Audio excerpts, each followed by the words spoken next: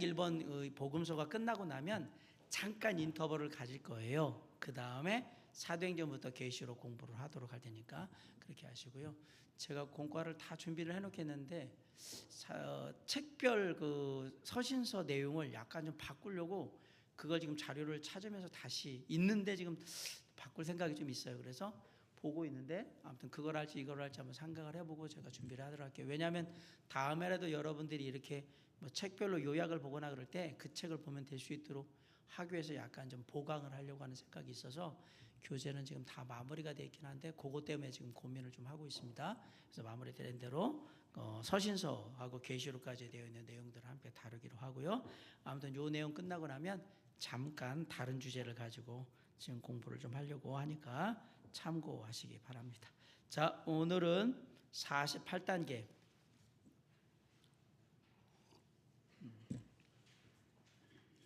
48단계부터 보겠습니다. 맞죠? 사교 얘기를 지난번에 했고요. 48단계 예루살렘 근처 베다니에 오심. 유대인의 유월절이 다가오자 사람들은 자신들을 정결하게 하기 위해 예루살렘으로 갔고, 유월절은 쉽게 말하면 우리가 말하면 설날 추석 이렇게 하듯이 명절이에요. 그러면 이제 고향에 가는 거예요. 원래 있던 고향에 그들의 본거지로 이렇게 가는 겁니다. 그 와중에 예수님께서 당신이 얘기하신 대로 예루살렘에 오지 않겠느냐며 기대감을 갖는다. 6월절 요때 되면 예수님이 오셨던 것 같은데 어떤 만날 수 있지 않을까라는 생각을 했다는 얘기죠. 한편 대제장들과 바리새인들은 예수님을 잡을 준비를 한다. 어떻게 하면 요번에 꼬투리를 잡아가지고 요걸 좀 혼쭐을 내고 아주 끝을 낼까 이런 생각을 하고 있는 거죠. 그런 가운데 베다니로 오셨고요. 49단대 예루살렘으로 가십니다. 종료주일 예루살렘 입성의 날, 우리가 예전에 보면 고난주간 바로 시작하는 주일이 종료주일이고요. 종료라는 건 우리가 아다시피 그 나뭇가지잖아요. 종려나뭇가지를 잎사귀 갈아놓고 이렇게 호산나 다윗의 자손으로 오시는 이여 호산나 그러면서 예수님이 예루살렘에 입성하는 그날이 종료주일입니다. 메시아로서 예루살렘에 입성하신 거거든요. 예수님은 제자 둘을 마을에 보내 나귀 새끼를 준비하셨다. 예수님께서 나귀에 타시니 사람들이 겉옷과 밭에서 벤 나뭇가지로 길에 펴며 찬송하며 입성하셨다라고 했습니다. 주가 쓰시겠다 하라 해서 나귀 새끼를 가져왔거든요. 나귀 새끼는 한 번도 누구를 태워보거나 그러지 않았던 거고요. 거기에 이제 예수님을 태우고 들어가고, 사람들은 그 나귀 안장 없으니까 거기다 뭐 옷을 놓기도 하고 이렇게 놨고요. 가는 길에 깔고 이렇게 나갔던 겁니다. 여기 모습만 보면 환영받는 모습이잖아요. 그죠? 왜냐하면 예수님이 그 시기까지는 좀 나름대로 그냥 유명한 인사, 그리고 사람들이 만나보고 싶은 분, 이런 느낌이고, 혹시라도 이분이 메시아가 아닐까라는 생각들을 많이 갖고 있었기 때문에 그래서 환영을 했던 겁니다. 이제 고난주간으로 들어갑니다. 첫째 날 월요일 성전 정화의 날이라고 합니다. 그날은 가서 모든 걸 시작하기 전에 성전, 쉽게 말하면 이제 하나님께 제사드리고 예배드리는 거기를 깨끗하게 하죠. 이 무화과 나무를 저주하고 성전을 깨끗게 하심. 때가 되지 않은 무화과를 보시고 열매가 없자 나무를 저주하셨다. 제자들은 이튿날 그 나무가 말라 죽은 것을 발견하였다. 예수님께서는 성전에 들어가시자마자 매매하는 자들과 돈 바꾸는 자들, 비둘기 파는 자들의 상을 엎으심으로 성전을 깨끗게 하셨다. 여기 재미난 게 뭐냐면 무화과가 나야 될 때가 아닌데 열매가 없다고 나무를 하셨다는 거예요. 이상한 거잖아요.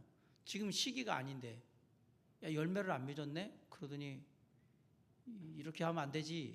근데 그 다음날 가니까 이 나무가 빨라 죽은 거잖아요. 아니 때가 안 돼서 안 맺은 걸 갖다가 안 맺었다고 뭐라고 하면 어떡할까. 이거는 이스라엘 백성들에게, 이스라엘에게 하시는 경고의 경고. 너희는 참 감람나무, 무화과나무, 너희는 열매를 내야 되는데, 여기서 보면 때가 되지 않았는데요. 이 나무는 때가 되지 않아서 나지 않는 나무지만 너희는 때가 되고 안 되고 그러지 않아서 이미 때가 지났음에도 불구하고 안 내니까 이것이 이와 같이 열매를 내지 못하는 나무는 죽으리라, 그런 거잖아요. 이 무화과 나무를 통해서 이스라엘 백성들에게 열매를 맺지 못하면, 너희가 하나님의 의를 이루지 못하면, 더 쉽게 말하면 예수 그리스도의 은혜의 복음, 하나님의 천국 복음을 전하지 않고 그렇게 하면 너희도 일꼴이 될 거다, 그 얘기를 한 거죠. 그리고 성전에 들어가셔서 매매하는 자들과 돈 바꾸는 자들과 비둘기 파는 자들의 상을 엎으셨습니다. 그 당시에 여러분도 아시겠지만 성전에 들어가서 제사장들한테 제사를 부탁드릴 때는 반드시 성물이 있어야 합니다. 성물이 있어야 되고, 또 이게 환전하는 사람들이, 돈 바꾸는 사람들이 있었던 건 외국에서 사람들이 왔다라는 걸 알 수가 있겠죠. 그럼 이것도 돈 바꾸고 막 이렇게 하는 일들을 했고, 비둘기도 팔고, 비둘기도 팔았으면 염소도 팔고 양도 팔아야 되는데 성전 안에서 그러진 않았던 것 같아요. 왜 비둘기 파는 자만 있었을까? 잠깐 생각을 해봤어요. 왜냐하면 양도 팔아야 되잖아요. 큰 것도. 그러니까 이 사람들이, 우리가 이렇게 가끔 불교 사원이나 이런 데 가면 동남아시아에서는 꽃까지 가서 이렇게 놓는 게 가장 기본적인 거거든요. 그냥 성전에 갈 때 그냥 가장 기본적인 생색, 그냥 이 정도는 해야지. 그게 비둘기예요, 비둘기. 그만큼 어떻게 보면 그 당시 사람들의 삶이 힘들었다라는 사실도 되지만, 그냥 그게 그냥 일상이었다라는 얘기도 또 되는 거예요. 왜냐하면 이거는 가진 자와 뭐 가지지 않은 자에 따라서 재물은 다 차등이 있었는데, 그때는 뭐 가진 사람이나 안 가진 사람이나 다 그냥 대충 그냥 비둘기 놓고 그냥 가고, 이런 식의 느낌이 지금 가는 거잖아요. 아무튼 그래서 했고, 만약에 고기를 가져서 드리는 사람도 있으면 그 고기를 또 뒤로 팔아가지고 또 그걸 다시 이렇게 가져오고, 드렸던 헌물을 다시 또 제사장들이 또 팔고, 그것도 이렇게 싸게 해가지고 뭐 이렇게 돌리고, 이렇게 이런 일들이 벌어지고, 그러니까 이게 하나의 장사하듯이 돌아가는 일들이 비일비재하게 많았습니다. 예, 그렇게 됐던 거죠. 그러자 예수님께서 그런 것들을 다 싹 다 엎어버리셨다. 그래서 깨끗게 하셨다. 성전 정화의 날. 세 번째는 가이사에게 세금 바치는 문제로 시험 받으는데, 바리새인들과 헤롯 당원들이 가이사에게 세금 바치는 것을, 이거 세금 어떻게 해야 합니까? 내야 됩니까? 말아야 됩니까? 그래서 예수님이 얘기한 건, 가이사의 것은 가이사에게, 하나님에게 낼 것은 하나님에게 내라, 그 얘기 하신 거죠. 그래서 그림에, 동전에 가이사 그림 돼 있잖아. 동전에 필요한데 낼 건 내고 하나님께 드릴 건 드리고, 대답해서 마무리를 하셨다. 이런 얘기할 때는 이 사람들이 생각할 때는 그거 낼 필요 없다, 우리가 믿는 건 가이사가 아니니까, 다른 거 아니니까 우리는 우리 것만 하면 된다, 막 이런 식으로 해서 하거나, 아니면 하나님께 드리지 말고 가이사에게만 드려야 된다, 이렇게 하거나, 둘 중에 하나만 선택하게 하면 어떻게든 꼬투리를 잡으려고 했는데, 가이사의 건 가이사에게 내고 하나님 건 하나님께 내라고 그러니까 할 말은 없는 거죠. 그건 너희들이 알아서 해야 되겠지? 라고 하니까 지혜롭게 대답을 하신 거예요. 의도를 다 알고 계시다는 얘기잖아요. 네, 의도를. 예수님이 세금을 내셨을까요? 가이사에게 세금 바치는 문제에서 이거는 아무도 피할 수 있는 건 아닙니다. 다 내야 되는 겁니다. 이스라엘 백성들에게 주어진 세금이 다 있습니다. 이스라엘 백성들이라면 다 내야 되는 자기 세금이 다 있단 말이에요. 예수님도 지금 세금 내셨어요. 그걸 안 하면 문제가 되거든요, 이게. 그걸 거두려고 우리가 아는 세리들이 있었던 거잖아요. 그래서 이제 이 문제가 지금 와가지고 이제 뭐 목회자에게도 세금을 내야 되냐 안 내야 되냐, 뭐 저희들 다 신고해요. 옛날 같지 않아서 지금은 다 신고하고, 거기 합당한 세금을 나오기도 하고, 거기보다 더 많은 세금을 내면 환급 저희들도 받고, 저도 다 신고합니다. 당연히 그렇게 해야 된다고 생각하는데, 그러나 목회자가 갖고 있는 성격이 좀 독특하기 때문에 따로 이렇게 종교인은 따로 과세를 하는데, 전 나쁘다고 생각 안 합니다. 왜? 목회자들 중에 최저 생계를 못 하시는 분들이 거의 80% 가까이 되기 때문에 나라에서 뭐 살려주겠다는데 뭐 그 나쁠 게 하나도 없습니다. 진짜입니다. 대부분의 이것들은 최저 생계비가 안 되거든요. 교회에서 작은 교회들이 될 수 있냐? 못 됩니다. 전혀 안 됩니다. 월 200을 못 받는 목사님 정말 많습니다. 그거 다 학교 이게 다 해서 다 해줘야 되거든요. 그래서 처음에 그거 하지 말라고 했던 이유가, 목회자들이 하지 말라고 했던 이유는 이게 국가의 세금이 엄청나게 많이 소비될 텐데, 근데 니들이 뭔데 세금을 안 내냐, 그리고 목회자한테 과세해야 된다고 하는데, 그건 일부 큰 교회한테 해당되는 일이지 대부분의 작은 교회들한테는 사실 아무 문제가 없었거든요. 근데 그거를 꾸역꾸역 했잖아요. 혜택이 더 많아요. 그래서 저는 잘했다고 생각하는 쪽입니다. 아이고, 세금 부담 안 주려고 하지 말라고 했는데 그걸 또 해주겠다고 국가에서 이렇게까지 해서 해주니 얼마나 감사한 일입니까? 제가 현실을 말씀드린 거예요. 목회자도 세금을 내는 게 맞습니다. 다 내고 있고, 저도 보험료 다 내고 있고 다 하고 있거든요. 엄청 많이 내죠, 보험료도. 버는 것보다는 보험료가 어마어마하게 내니까. 보면서 어떤 분들은 뭐 한 달에 막 몇 천만 원 버는데 보험금 25만 원 내고 있더라고요. 어떻게 그 비결 좀 알았으면 좋겠어요. 1,000만 원 넘게 월천을 버는데 보험금 25만 원 내는 그 비결이 뭘까? 저기 위에 계신 분도 그렇게 내고 계시더라고요. 우리 사모님께서. 안 됩니다. 번 만큼 거기에 대해서 많이 버는 사람은 많이 내는 거고요. 적게 버는 사람은 적게 내야 되는 거죠. 혜택을 보는 게. 그게 성경적인 거예요. n분의 1을 하시면 안 돼요. n분의 1은 성경적이지 않아요. 많이 버는 자는 많이 낼 것이고, 적게 버는 자는 적게 내는 거예요. 그게 하나님의 원칙이지, 숫자 머리 10명이니까 10대 10명 나눠서 이거는 안 됩니다. 그거는 교회에서 할 수 있는 게 아니고요. 세상에 그냥 회비 거둘 때는 하는 일이지. 회비도 마찬가지예요. 어려움이 있는 사람은 배려해주고 그러는 거고, 더 낼 수 있는 사람이 더 내고 그러는 거지. 예, 이런 부분들은 생각하는 것 같아요.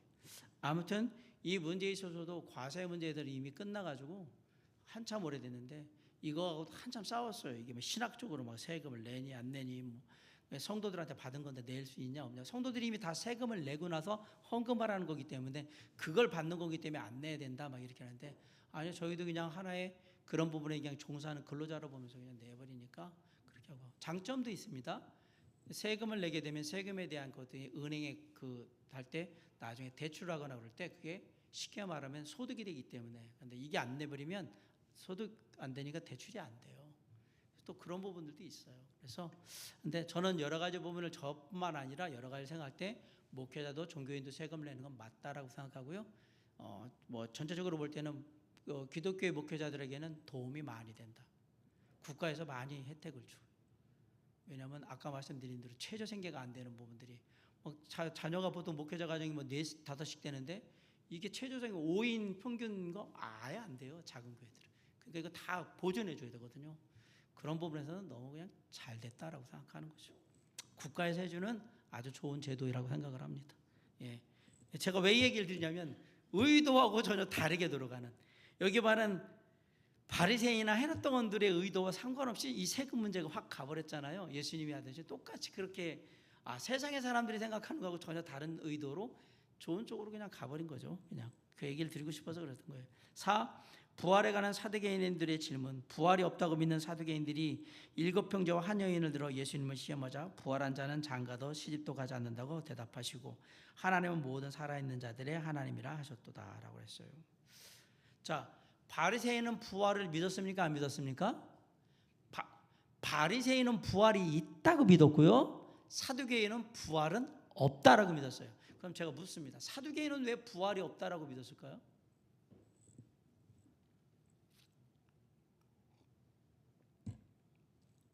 그거는 잘 생각해 보시면 돼요. 사두개인들이 연관되어 있는 집단이 어느 집단인가 생각하시면 돼요. 자, 사두개인들이 함께했던, 무리를 이루면서 종교적으로 결탁을 했던 정치 세력은 누굴까요? 헤롯 땅입니다. 잘 사는 사람들이 귀족들입니다. 인생은 잘 먹고 잘 살면서 여기를 한 번에 가는 거지. 이게 사두개인들의 생각에도 그대로 들어가 있습니다. 사두개인들은 그렇게 인생을 여기서 먹고 살고 즐기며 끝내자고 생각하는 사람들과 붙어있는, 그러다 보니까 넷에 대한 생각이 전혀 없어요. 그냥 이 땅에 살지만, 종교인으로 살지만 우리도 즐기자라고 생각하는 거예요.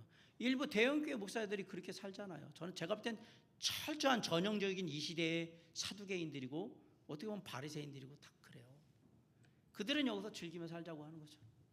그렇게 정치와 결탁해가지고 그렇게 사는 거예요. 그리고 기득권을 가지고 가는 거고 그런 거예요.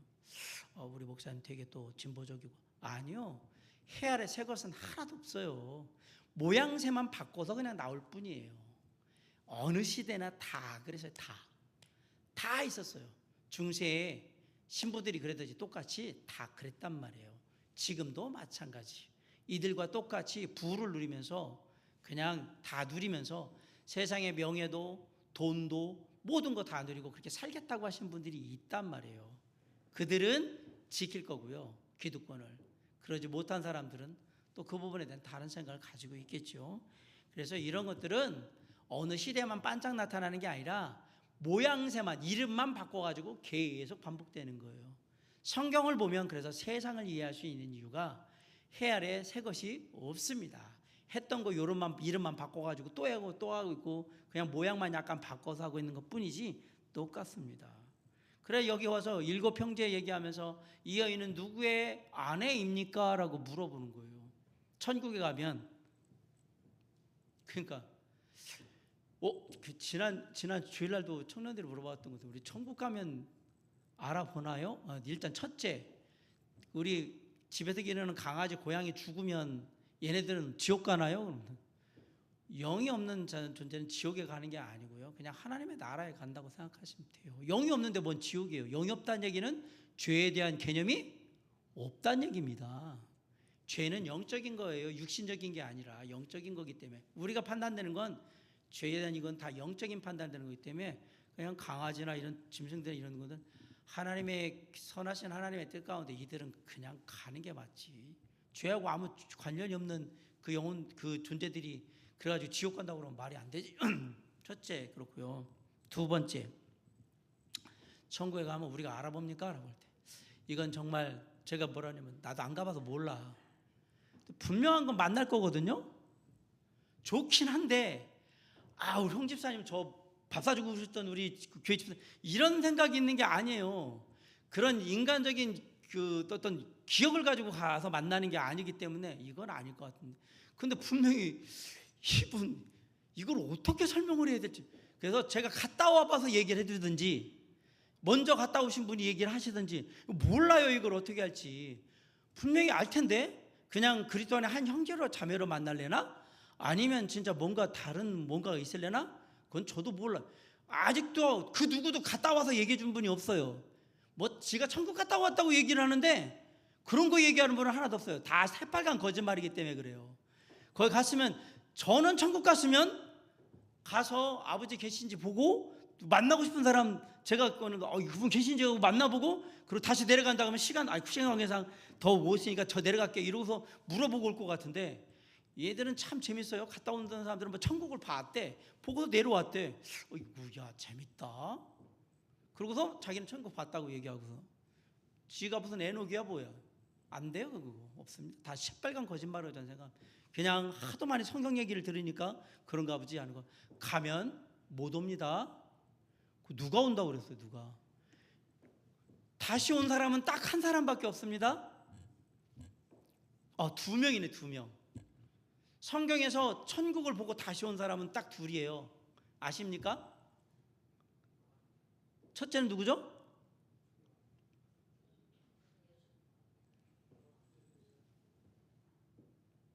구약의 인물은 없습니다. 구약의 인물은 가서 끝난 거고요. 신약에 2명이 갔다 왔어요. 사도 요한하고 바울. 바울이 내가 3층 천에 갔다 왔다고 얘기하잖아요. 천국에 갔다 왔던데 이게 얼마의 시간에 어떻게 갔다 왔는지 몰라요. 근데 분명히 바울은 내가 3층 천 얘기를 한단 말이에요. 이건 알고 있다는 얘기인데, 그러나 그보다 훨씬 더 중요한 사람은 누구냐면 사도 요한입니다.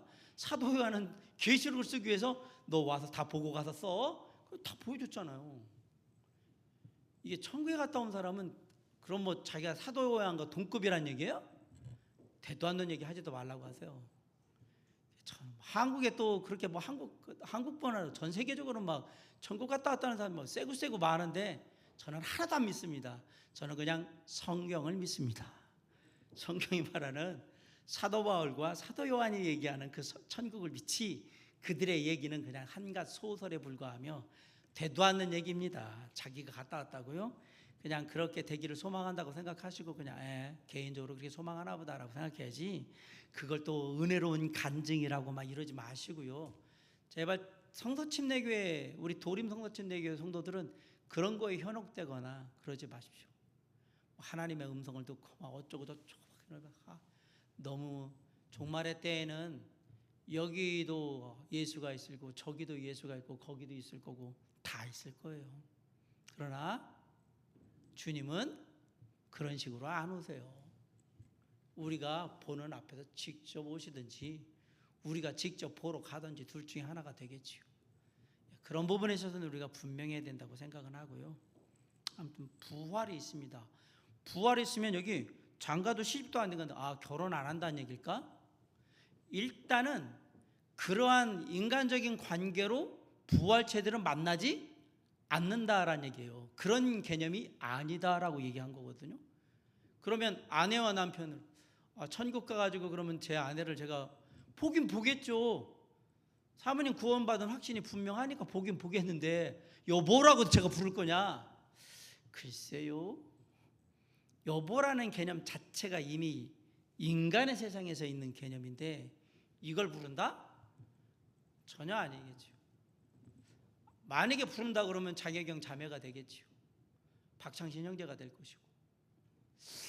여기 그래도 뭔가 좀 부족한 것 같은데요. 저한테 묻지 마시고요. 먼저 가셔서 해보세요. 해보시고 기회 되시면 한번 내려오시든지, 어차피 못 내려오시겠지만 그냥 거기서, 중요한 건 우리가 어떤 관계로 만나든 부활의 때에 함께 있다라는 사실, 그곳에 함께 있을 수 있다는 사실만으로도 감사한 거잖아요.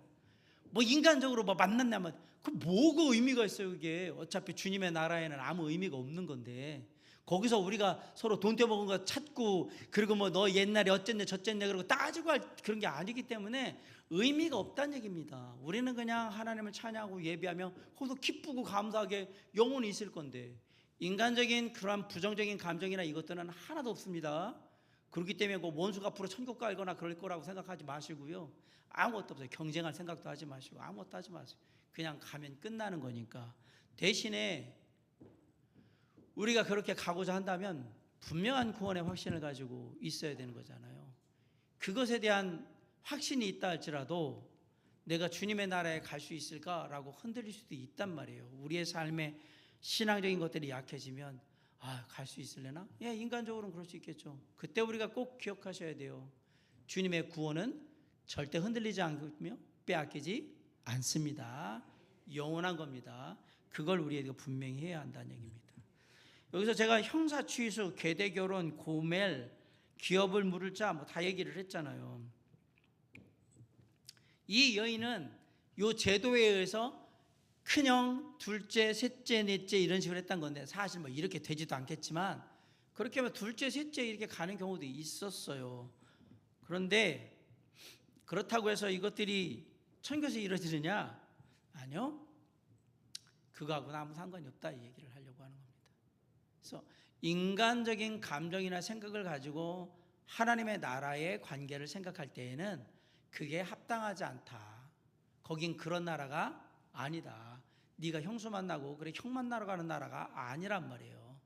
그러니까 이걸 거꾸로 보면 이들이, 사두개인들이나 이런 사람들의 천국에 대한 이해가 얼마나 한심하냐 이 얘기예요.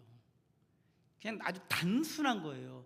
종교인인데도 불구하고, 종교 지도자인데도 불구하고 천국에 대한 이해가 전혀 안 돼 있잖아요. 그러고 나서 남들 앞에서는 이제 말씀 가르치고 막 그러고 있는 거죠. 참 재미난 상황이에요. 이게 자기가 갈 나라도 몰라. 그리고 또 사두개인은 갈지도 모르고 안 간다고 생각해. 그나마 바리새인들은 천국에 간다고 생각하는데 얘네는 그런 건 없대. 부활도 안 하고 그럼 못 가. 그럼 말은 하겠지. 하나님 나라 갈 건데 부활을 못 하는데 어떻게 하나님 나라를 가요? 영의 부활이 있어야지 가지. 부활한다는 얘기는 우리가 변한다는 얘기인데, 부활이 있어야 우리가 천국 갈 수 있는 소망이 있는 거예요. 부활이 있어요. 부활을 하지 못하면, 예수님이 부활하지 못하면 우린 천국 못 가요. 왜냐하면 사망의 권세를 못 이긴 거기 때문에 그냥 우리도 끝나는 거예요. 근데 부활이 있기 때문에 우리도 하나님의 나라에 갈 수 있는 확증이 된 거잖아요. 그 사실을 알아야 한다는 얘기입니다. 다섯 번째, 다윗의 자손과 메시아와의 관계. 예수님께서 사람들이 메시아가 다윗의 자손을 가는 말에 대해 다윗의 자손이면 어찌 다윗이 메시아에 대해 주라고 칭했겠냐고 대답하신다. 아울러 외식하는 바리새인과 서기관들을 엄히 꾸짖는다. 그렇죠. 다윗이 메시아냐?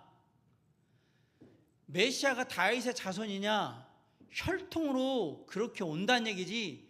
다윗이 그러면 우리가 이런 거 있잖아요. 조상님이 나보다 뛰어나면 그 조상님한테 밑으로 가느냐? 아니요, 전혀 그거하고 아무 상관이 없어요. 그냥 혈통을 따라서 그것을 차용했을 뿐이지 그거하고 아무 상관이 없어요. 그런데 다윗이 메시아를 부를 때 뭐라면 내 주께라고 부르잖아요. 거기에 주는 하나님을 말하는데 그 하나님 중에 이 땅에 함께 하시는 하나님에 대한 얘기도 다윗이 많이 하거든요. 역사하시는 성령에 대한 얘기도, 그 다음에 살아계신 하나님에 대한 얘기도, 하늘의 아버지에 대한 얘기도 많이 합니다. 그럼 그 주가 과연 다윗의 후손이냐? 영적으로는 아니죠. 육신적으로 그냥 혈통이 그렇다는 얘기지. 그게 영적으로 다윗의 후손, 다윗의 그러면 이게 되냐? 아니, 그건 아니야고. 그렇게 생각하면 안 된다니까. 다윗이 왜 메시아를 주라고 했겠냐? 아니다라고 얘기하는 거죠. 아울러서 외식하는 바리새인들과 서기관들을 엄히 꾸짖었다.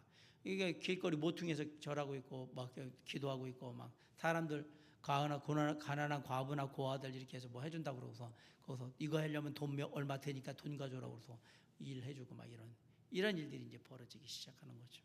네. 그런 일들이 벌어졌던 겁니다. 6. 한 가난한 과부의 헌금을 칭찬하시. 예수님께서 성전에서 사람들이 헌금하는 것을 자세히 보시고 자신의 생활비 전부인 2렙돈을 넣은 한 가난한 과부의 헌금을 칭찬했다. 렙돈, 한 1렙돈은 고드란테고요. 아사리온의 4분의 1, 고드란테의 2분의 1이에요. 아사리온은 데나리온의 16분의 1 뭐 이렇게 되어 있는데, 렙돈. 어떤 사람은 예수님도 헌금을 얼마 넣은지 확인했으므로 교회에서도 개인 헌금 내역을 밝히는 것이 당연하다고 주장한다. 참고로 그냥 렙돈이면 한 렙돈이면 그냥 지금 돈으로 하면 한 $1 정도 될 것 같네 느낌에. 한 1,500원, 뭐 2,000원 이 정도 생각하시고 그냥 보시면 될 것 같습니다. 많지는 않습니다. 예수님이 헌금 얼마 넣었는지, 그러니까 이거 2렙돈 넣었다는 걸 알았다는 얘기는 예수님이 보고 있었다는 얘기잖아요. 어떻게 하셨을까요? 자, 만약에 헌금 함이 있어요. 2렙돈 넣은 걸 어떻게 알았겠느냐? 예수님 저 2렙돈 넣어요? 그리고 이렇게 안 했을 거 아니에요. 뭐 어떻게 하셨을까 예수님? 그렇다고 해서 이거 뭐 보여주면서 이렇게 해가지고 이렇게 넣지도 않았을 거고, 아마도 예수님이 볼 수 있는 건 동전을 넣다라는 것은 알게 거예요. 만약에 그게 나무함이나 이런 게 돼 있으면 동전 떨어지는 소리가 나겠죠. 뚝뚝 이렇게 2개나, 이거 2개 정도 떨어져. 아니면 그 과부가 꺼내가지고 이렇게 가지고 있는 모습을 보셨던지, 분명한 건 어디서든 봤다는 얘기입니다.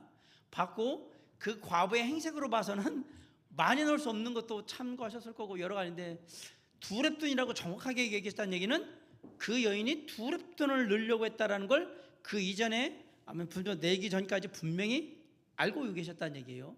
물론 그걸 안 봐도 주님은 아셨겠지만 좀 봤다고 생각합니다. 어떤 경우 어떤 상황인지 모르겠지만 그건 보셨던 것 같습니다.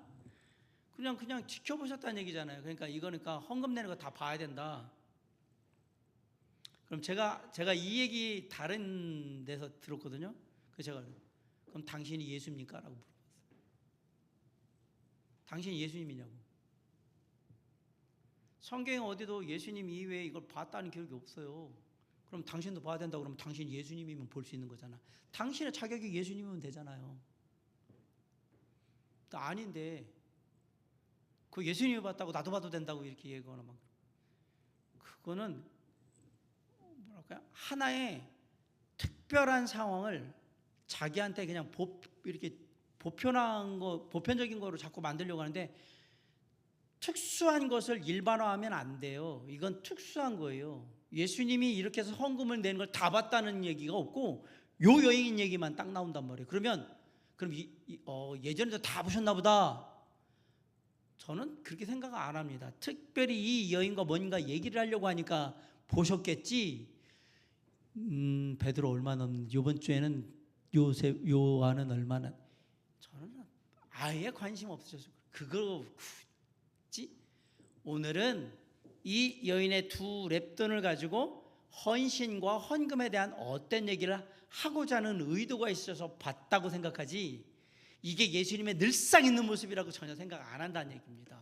여러분은 어떻게 생각할지 모르겠지만 제가 볼 때 이거는 특별한 케이스고, 왜냐하면 성경에 다른 데서 예수님이 이에 제자들이 사람들이 모여서 헌금을 하면 헌금을 받더라, 헌금 내는 걸 다 지켜봤더라, 하나도 없거든요. 그리고 여기 보면 이거 이외에 헌금에 대한 얘기가 나오는 데가 있나요? 없어요, 성경에. 그거는 이거 특별한 일이라는 얘기예요. 이거 뭔가 얘기하려고 지금 하는 거니까 그렇게 일반화하면 안 된다라는 얘기고, 두 번째, 그렇다면 성도들에게 11조가 아니라 이 과부처럼 가진 거 전부를 드리라고 밝혀야 되죠, 그죠? 과부가 그날 자기가 가진 거 전부 냈거든요. 여러분 이제 예배 때마다 오시면 가진 거 다 내놓아야 돼요. 그러니까 이제 교회 때 올 때 가지고 오면 안 되죠, 지금. 그죠? 가진 거 전부 내야 되는데 지갑 다 털고 가셔야 돼요. 가진 거 전부였어요. 이 사람, 이 여인이 갖고 있는 전 재산이에요. 그게 다 없어요, 이 사람. 그러면 이제 다 털어갖고 오셔가지고 이번 주에 집에 있는 거 뭐 저축성 예금이나 이런 거 다 털어가지고 오셔서 다 내십시오. 이게 원리냐?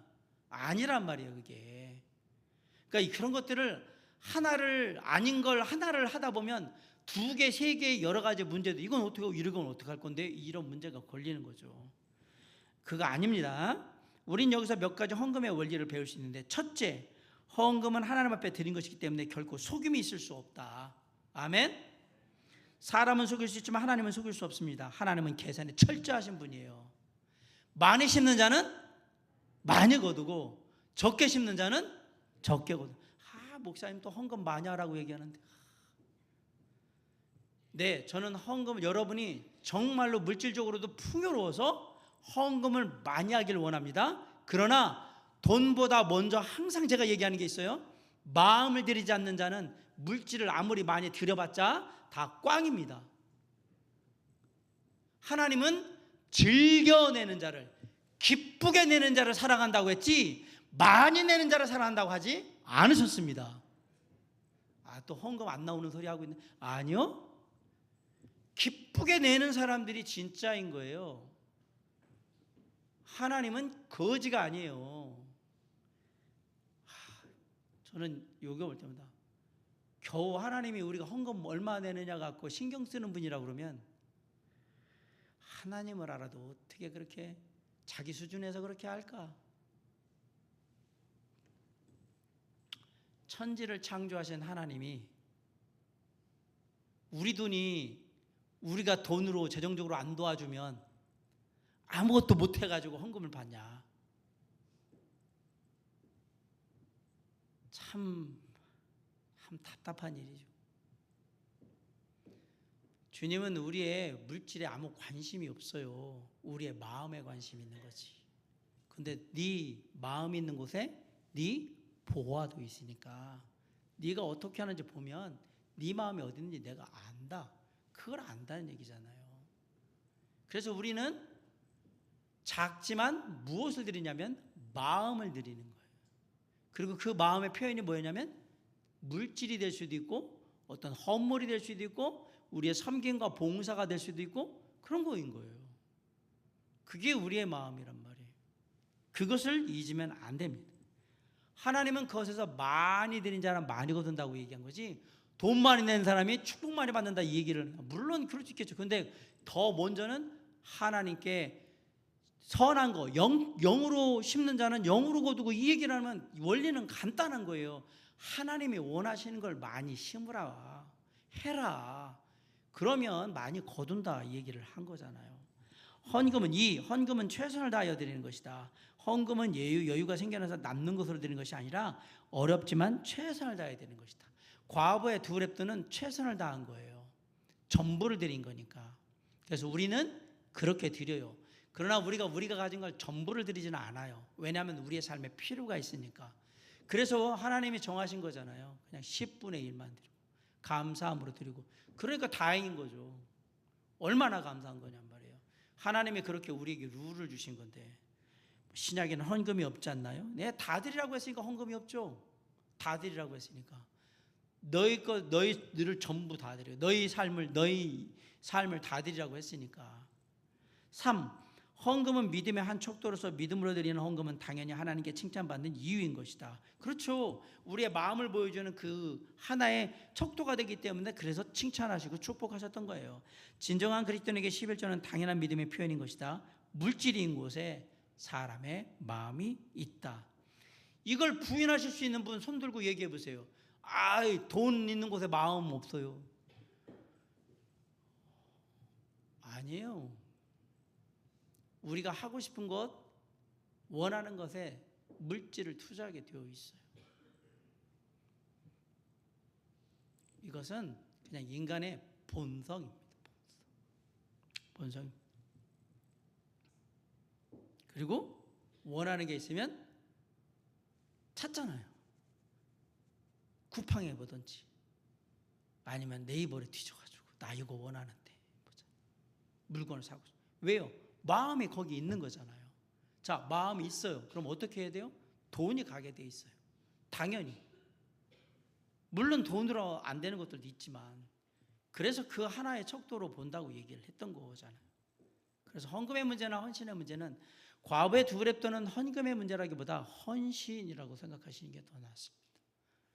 헌신에는 우리의 삶을 드리는 것과 물질을 드리는 것과 여러 가지가 다 들어가 있는 단어이기 때문에 물론 제가 헌금에 대해서 설명을 하지만 헌신이라는 단어가 훨씬 더 어울리는 모습이라고 생각을 하는 겁니다.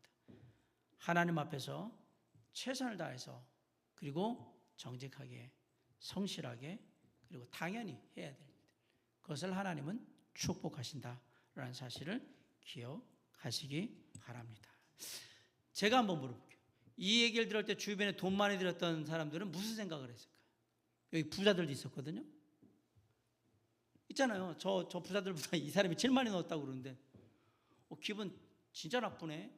저 두 랩돈 넣은 것 같고 제일 많이 넣었다고 그러면 거기에 누구는 몇백만 원을 넣을 수도 있고 몇십만 원을 넣을 수도 있잖아요. 이 부자들 예수님 앞에서 뻐기면서 넣었을 거 아니에요. 그들은 무슨 생각을 했을까? 이 말을 알아들었을까? 저 여인이 가진 것 전부를 이 여인이 제일 많이 넣었다라는 그 말을 이해를 할 수 있었을까? 제가 생각할 때는 기분 정말 나빠했을 것 같아요. 아니 내가 드린 게 얼마인데 오늘 헌금을 얼마를 했는데 저 겨우 두 랩돈 드린 여자한테 제가 제일 많이 드렸다고 기분 나쁘네? 헌금하기 싫으네? 이러지 않았을까요? 여러분은 생각할 때는 맞아 내가 잘못했어. 이게 마음을 먼저 드려야 돼. 이런 거 깨달았을 거라고 생각하십니까? 저는 전혀 그렇게 생각 안 합니다. 이 사람들은 기분 나빠했을 겁니다. 하면 좀 나름 생각할 때는 거들먹거리면서 많이 넣는 것 같이 이렇게 하면서 이렇게 금화도 내가 오늘 이렇게 이러면서 이렇게 넣었을 것 같은데 주님 앞에서 내가 많이 드린다는 걸 아주 이렇게 대놓고 얘기하면서 했을 것 같은데 그런데 칭찬받는 건 과부고 나는 저들보다 많이 했다고 그러고 이런 예수님의 발언이나 행동은 가진 자들이나 바리새인이나 서기관들이 볼 때는 너무 싫은 거예요. 자기들을 전혀 인정하지 않고 자기들의 그 한 것들에 대해서 봐주지 않는 것. 이게 왜 쌓이는가 잘 생각해 보세요. 이런 일들이. 그런데 이게 영적으로 보면 다 이해가 가는데 왜 안 될까?